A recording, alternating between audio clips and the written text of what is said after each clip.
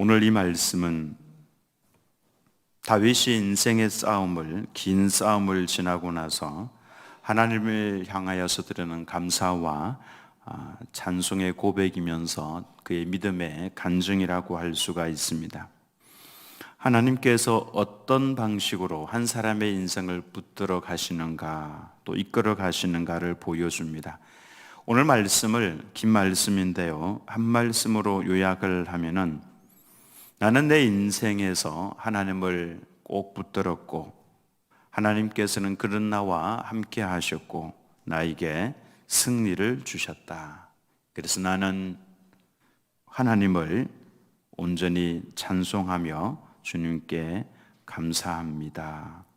이것이 핵심입니다. 나는 하나님을 붙들었고 하나님께서는 그런 나와 함께 해주셨고 내게 승리를 주셨기에 나는 감사하며 하나님께 찬송합니다. 이 전체를 요약을 하면은 이렇게 문장을 만들 수가 있습니다.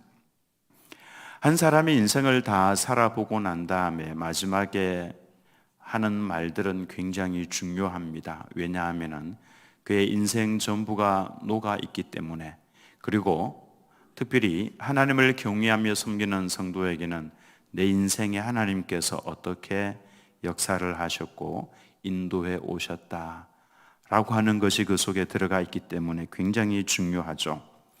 다윗은 왕이었습니다. 전쟁을 수없이 치루었습니다. 죽을 고비도 여러 번 넘겼습니다. 배신도 당했고 그의 인생에는 눈물도 많았습니다. 근데 다윗이 자신의 인생을 돌이켜보면서 놀랍게도 이런 고백을 합니다. 오늘 31절 말씀에 하나님의 도는 완전하고 여호와의 말씀은 진실하니 그는 자에게 피하는 모든 자에게 방패시로다. 하나님의 도는 완전합니다. 이 도는 길을 말합니다. 하나님의 길은 완전합니다. 이런 의미입니다. 다윗 자신의 길을 인도하신 하나님의 그 길을 생각을 해보니까 이것만큼 완전한 길이 없었다라고 하는 것이죠.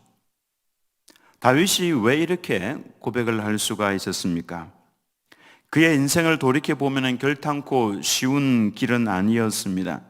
사울에게 쫓겨다니고 또 광야에서 굶주렸고 어떨 때는 두려워서 바벨론으로 도망을 갔다가 미친 채 하면서 겨우겨우 살아났던 적도 있습니다. 사울에게 잡힐 뻔하다가 생명에 위협을 당하다가 겨우 살아난 적도 있습니다. 어떤 사람이 이런 길을 원하겠습니까?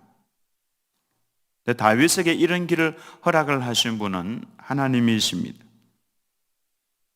다윗이 하나님께서 내게 허락하셨던 그 길을 돌아보면서 이렇게 말을 하는 거죠.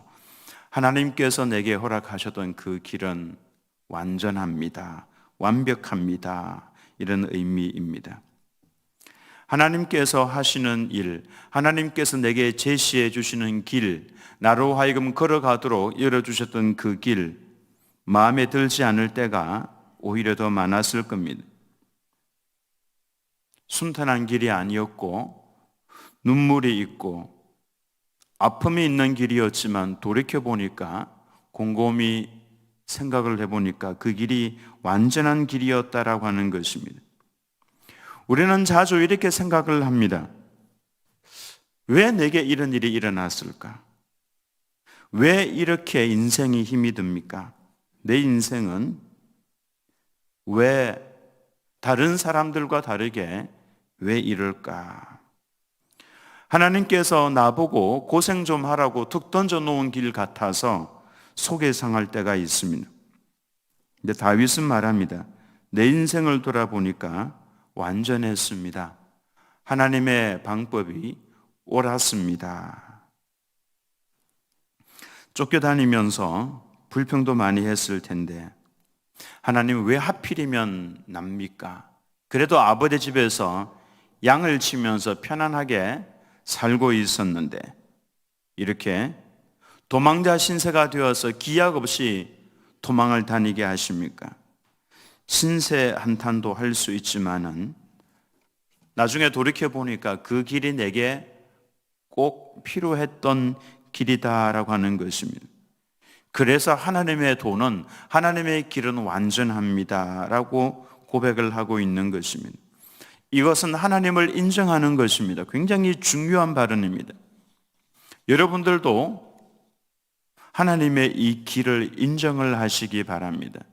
내가 그동안 만났던 사람들, 내가 당했던 사건과 사고들, 내 인생의 걸림돌인 줄 알았었는데 이 모든 것들을 전부 다 하나님께서 허락을 하신 것이었고, 지금 나를 만들기 위해서, 하나님 앞에 엎드릴 줄 아는 나를 만들어가기 위해서 하나님께서 허락하셨기 때문에 내게는 그 길이 가장 완전한 길이었다라고 하는 것입니다. 저는 우리 성도님들과 대화를 나누다가 이런 이야기를 가끔 듣습니다. 만약에 그 일이 아니었더라면, 그 힘든 일이 아니었더라면 목사님 저는 여기 없습니다, 이런 말씀을 여러 번 듣습니다. 너무 잘 나가고 너무 행복하고 그랬더라면 하나님 앞에 나와서 엎드리고 부러지고 기도하는 이런 성도는 되지 않았을 거다라고 하는 것이죠. 이렇게 본다면은 내게 주어지는 모든 것들은 사실은 알고 보면은 하나님께서는 나를 만드시기 위해서 꼭 필요한 부분이었기 때문에 허락을 하신, 생각해보면 내게 가장 좋은 것들이었다라고 하는 것입니다. 이렇게 본다면 우리는 모든 것에 대해서 감사와 찬양을 하지 않을 수가 없다라고 하는 것입니다. 그러면서 하나님은 자기에게 피하는 모든 자에게 방패시로다라고 했습니다. 다윗은 수많은 전쟁 속에서 하나님을 경험을 했습니다. 칼과 창이 아니라 하나님께서 나를 그 죽음 속에서 살려주셨다, 건져주셨다라고 하는 것을 그는 경험을 통해서 알았습니다.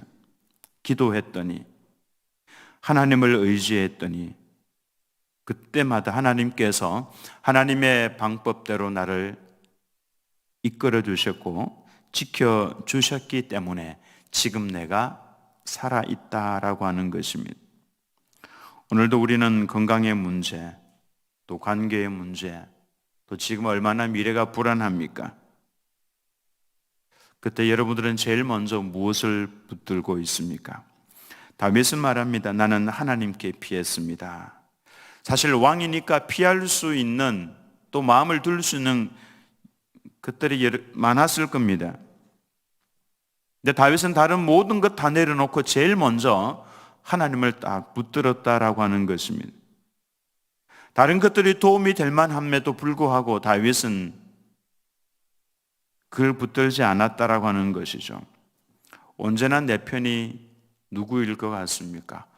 여러분 한번 생각해 보시기 바랍니다. 여러분에게 도움이 가장 될 만한 분이 누구일 것 같습니까? 부부 사이, 남편은 내 편일 것 같습니까? 남편, 남의 편이라고 그러대요. 남편은. 가족은 내 편일 것 같은데 내 편이라고 하더라도 능력이 없습니다. 그 구렁텅이에서 나를 건져줄 수 있는 능력이 없습니다. 다윗은 경험에서 이미 이걸 알았습니다. 전쟁에서 칼과 화살이 날아오고 있는 중에 누구를 부를 수 있습니까? 주여. 근데 그때 주님께서 다윗에게 방패가 되어 주셔서 보호를 해 주셨다라고 하는 것을 그는 누구보다 더 깊이 경험을 했습니다. 그래서 어떤 사건, 어떤 일, 그 속에서 내가 하나님을 의지하고 주의 이름을 불렀을 때 주님께서는 그 속에서 함께 하시면서 막아주시고 방패가 되어주셨다라고 하는 것이죠. 이걸 돌이켜보니까 하나님의 길은 완전한 길이었습니다. 그런 고백이 나오는 것입니다. 33절 말씀에 하나님은 나의 견고한 요새시며 나를 안전한 곳으로 인도하시며, 견고한 요새, 얼마나 강력해 보입니까? 근데 사실 다윗은 그렇게 강한 사람이 아닙니다. 그의 장형 엘리압이나 둘째 형 아비나답이나 셋째 형 삼마나 키가 컸습니다. 장대했습니다. 그들에 비하면 다윗은 체격도 왜소하고 키도 작고 힘도 적었습니다. 그러니까 다윗은 강한 사람이 아니었다라는 말입니다. 그가 전쟁터에 나가서 한 번도 패한 적이 없었던 것은 그의 실력이 탁월했기 때문이 아닙니다. 하나님께서 그와 함께 하셨기 때문이죠. 다윗이 골리앗과 더불어 싸울 때에 골리앗을 상대해서 이겼죠. 힘이 있었기 때문에 이긴 것이 아닙니다. 너는 칼과 창과 방패로 내게 나오지만은 나는 만군의 여호와의 이름으로 내게 가노라.